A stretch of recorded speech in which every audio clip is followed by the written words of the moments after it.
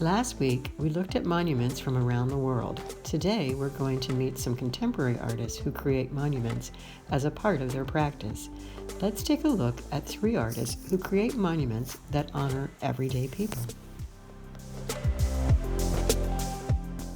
Artist Jean Shin creates installations that transform cast-off materials and objects. For her work, Everyday Monuments, she collected 2,000 old trophies from people in the Washington, D.C. area. She transformed the trophies by removing the sports paraphernalia and adding new props like brooms, hammers, and paint rollers to honor people doing everyday jobs. The finished sculpture is over 45 feet long. Artist Mel Chin's sculpture, To Me, invites the public to pose as living monuments. Visitors at the site of the sculpture can walk up ramps to 7-foot-tall plinths and attain monumental status. What would your pose be?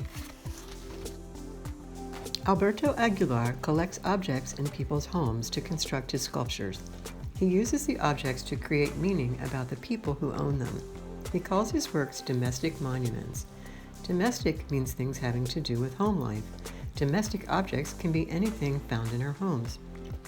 Examples might be books, kitchen utensils, a stack of towels, or potted plants. What do you think Aguilar's sculptures tell us about the people the objects belong to? For this week's assignment, you are asked to create your own domestic monument. Read the selections on the choice board and choose one to complete. Make sure you have permission first to use the objects you choose.